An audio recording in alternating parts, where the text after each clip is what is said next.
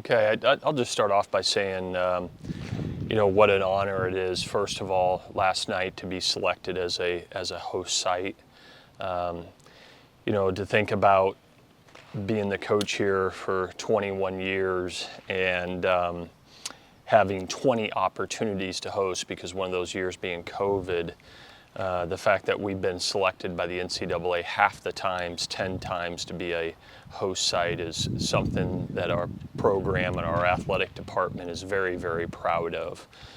There's a lot that goes into that. Certainly, you have to perform on the field, and your team each and every year has to earn that opportunity, but you also have to have a facility and a fan base to drive that, to put in a bid that's competitive and show the NCAA that you're going to put together a first-class event. And that's what we do here, is our fans come out for the games, even if the games that we're not playing in, and it's just a great atmosphere for college baseball. So we're very, very honored of that selection, and I fully understand the magnitude of what it means, and also too that we're one of 4 schools in the country that has hosted the last 2 years.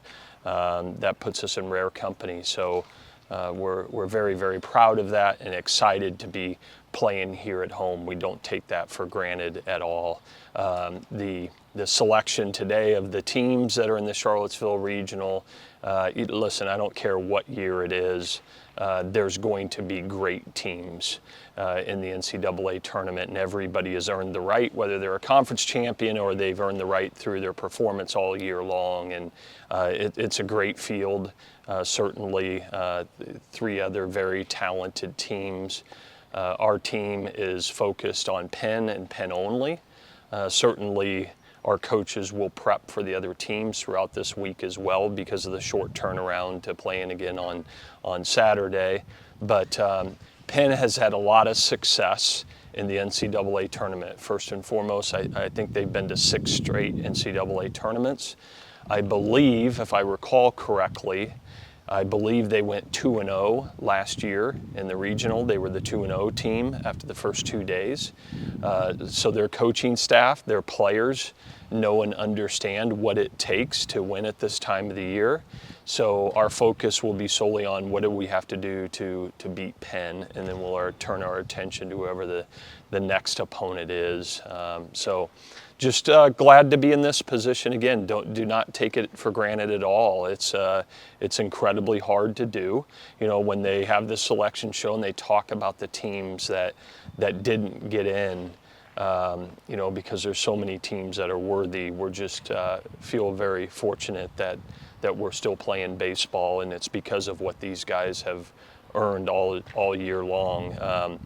This regular season was candidly one of our more consistent regular seasons.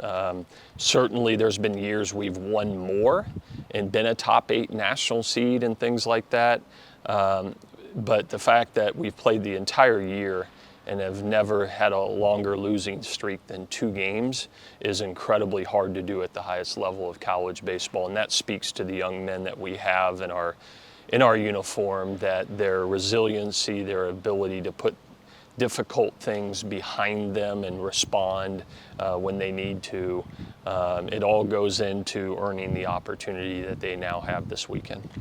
Do you guys feel like you maybe have a little bit of a secret weapon against Penn with Owen Cody? Yeah, I don't know. There's probably a lot of teams that have Ivy League players that are playing for them now in their 5th year. It just so happens that we have Owen Cody. We had a Penn transfer last year in Tommy Courtney. Penn's done a terrific job of guys ended up landing at places in their 5th year, and I know they have a number of guys on their roster this year that are seniors that are going to other Power 5 programs next year, and that's a result of COVID. All those kids still have 1 more year left. Next season's the last year of that, and so I'm sure Owen Cody's very, very excited, kind of like Connolly Early was last year when we played Army in the opener. And so, in today's day and age in college athletics where there's a fair amount of movement because of the transfer portal, you're going to see this more and more where players are facing off with a team that maybe they played for the year before. You have a lot of veterans on this team who've been through this. You also have a number of newcomers, Yeah. who are their first years or transfers. What is kind of the main message to them today from you? Well, the message that I gave to the team is first and foremost, they earned the opportunity they have just to be in the NCAA tournament. Sometimes people, can take that for granted. I know our players and staff don't take that for granted because it's very, very hard to do. There's a lot of college baseball programs in this country that spend a lot of money on their baseball programs that are not playing this weekend. So first, that they earned something that's very, very special, to be in the tournament and to be a top 16 team playing at home. So that's number one, because I think so we get into too much of what's next. And I think at times when it allows us to take a deep breath and appreciate and have gratitude for what you do have and what you did accomplish. So that's first and foremost. Secondly, that I talked to them about what our preparation looks like. You spoke to that there's a number of guys in the dugout that have been in this experience before, but there's a number that have not and need to understand how we prepare to get ready for Friday. And then finally, that Penn is our focus. Let other people talk about potential matchups down the road in the regional. We don't worry about that because we don't know who our opponent's going to be. We have one opponent on Friday, and that's Penn, and have the utmost respect for them, and we're going to need to come out and play good Virginia baseball. I think it's 20 home runs in the last 5 games you guys have hit. Mm-hmm. How do you feel like the power has been, not only all season, but here recently? Yeah, it's been quite impressive, the power of which our team has hit home runs with all year long, really. It's been really, really impressive. And, you believe that they've done it all year, that's going to continue. Don't know what the weather is going to be like this year. This weekend, is the wind going to be blowing in? Is it going to be blowing out? But you're seeing the power all over college baseball. It's crazy. Everybody's setting home run records. Not everybody, but a lot of teams are. And that power comes from that we have a lot of talent and skill, but their approach is right in the way they look at their at-bats and the way that they approach the game. So I believe that talent and skill is going to continue. It's part of who we are, and we need to produce in that aspect for us to continue to play winning baseball. A lot has been said about this lineup this year, but Yeah. what is the impact of Ferentz and Whalen, 2 guys that didn't have a lot of looks coming out of high school, and what the impact they've done this year? Well, Bobby Whalen and Jacob Ferentz have made huge impacts. They have experience, certainly, but they're tough, they're gritty, they understand, they've conformed to what we do in our program and very, very quickly, and that shows in their results. And then you have some first years, that's their first time here too, and what they've done, Eric Becker, and what Henry Ford has done, and offensively has been quite impressive. So, we have a system in place that those guys fall in line pretty quick and understand, what it takes for them to be consistently successful. And that's because of the great leadership that we have within our players and our veteran group. Beyond Blanco and Sabino, who would you start right now? Who are the guys that are in contention to be a third starter? Well, I think Jay Woolfolk is the biggest one that's in contention. Had we won the Florida State game in the ACC tournament, Jay Woolfolk was going to start Game 3. When we fell behind there, we had no choice but to put him in the game because you wanted to make sure he pitched. You wanted to keep the game where it's at, but you wanted to make sure that he got out there and pitched this last week. So certainly Owen Cody's a possibility. There's other guys. You see this every year in the NCAA tournament, depending on how many games you play in the regional. You see teams do some things that maybe haven't been done all year long, and so we'll see what we need to do to get through Friday and continue to assess. But those would be a couple of guys I think that whether it be Woolfolk or Cody or, maybe somebody that hasn't started much all year or at all could run out there, depending on what scenario you're in. How confident are you with just how Blanco and Savino have pitched lately? I'm very, very confident. First, Evan Blanco has been outstanding. He's grown and grown and grown, gotten better and better. So I have a ton of confidence in him, and he's pitching great baseball. I thought Joe Savino pitched very well against Florida State.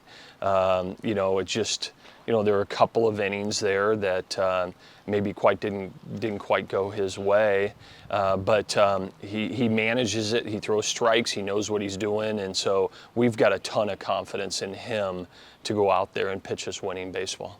As a staff, how do you kind of look at the next few days in terms of scouting Yeah. the different potential opponents? You've done this a lot. Yeah, scouting's really evolved over the years because it used to be the case that you'd find out who's in your regional and you'd call your friends out there and say, hey, email me a scouting report.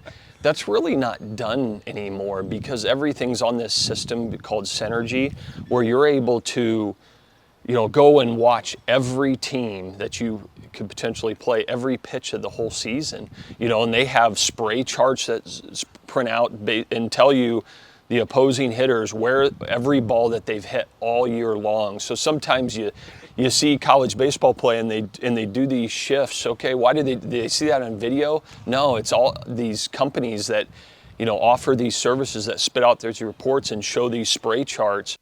The highest percentages are that they hit the ball, and that's what it's based off of, and everybody has access to those systems.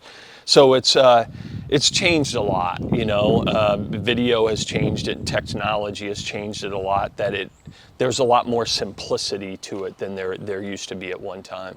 How prepared, I guess, do you feel for this time of year when, Omaha is the mantra and Yeah. not to get ahead of ourselves, but Sure. just when so much of your focus is on this time of year? Yeah, you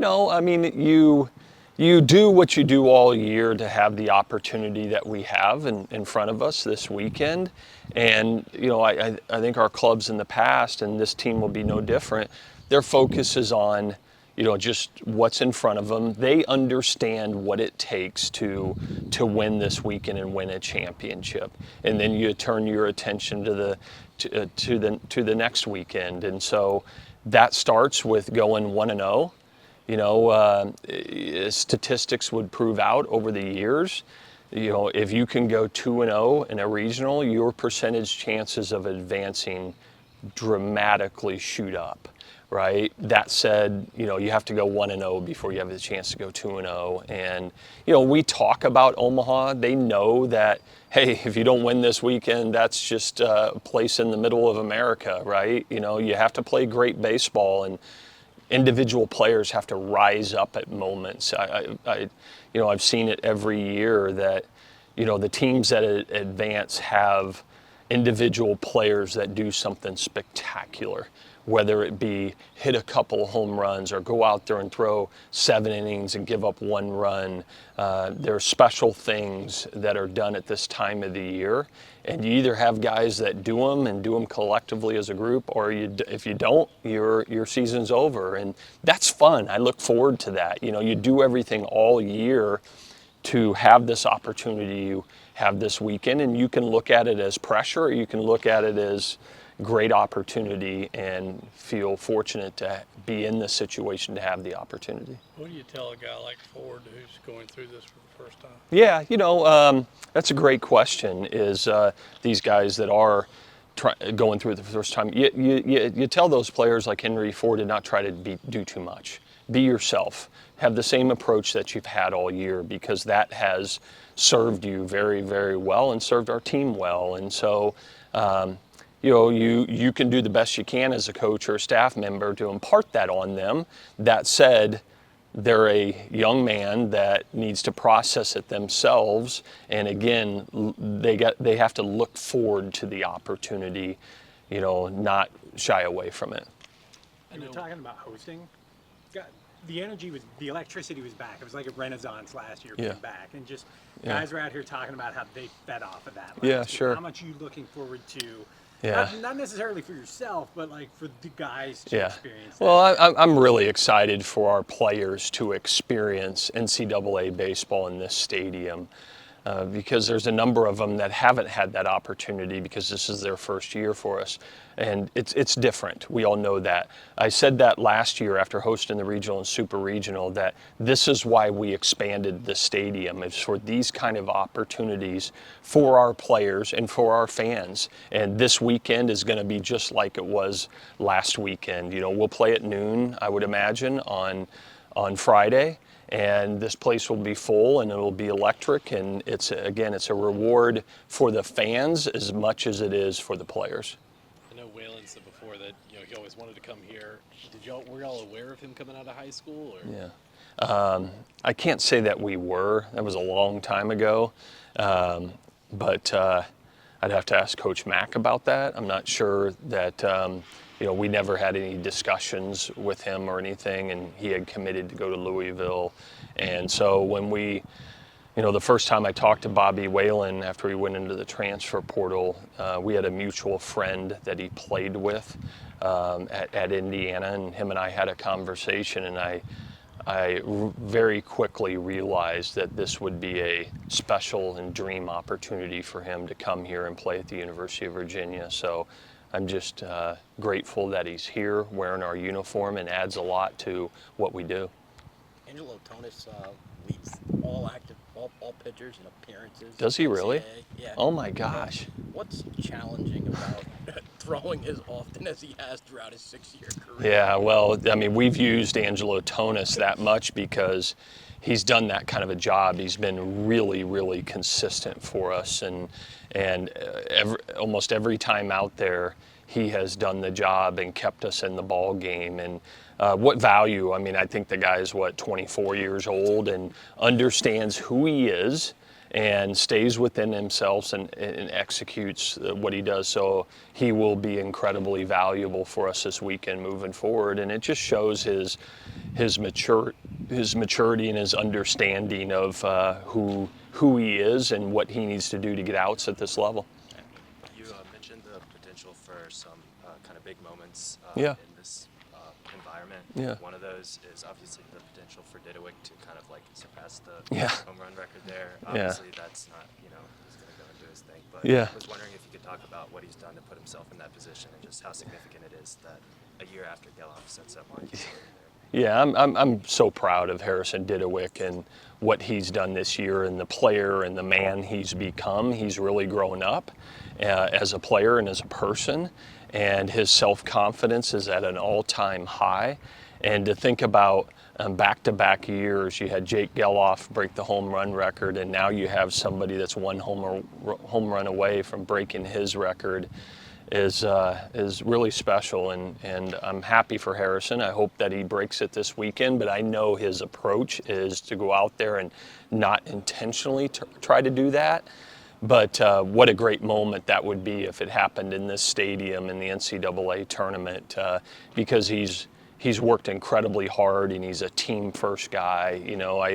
I could give you so many examples of this young man, after a round of batting practice, whether out on the field, whether it be in pregame BP or in practice, and it's time to pick the balls up, Harrison Didowick picks up more balls than anybody else, right? And you might say, well, why is that important? It just shows how he's all in to what we're about. He's not looking for somebody else to do it.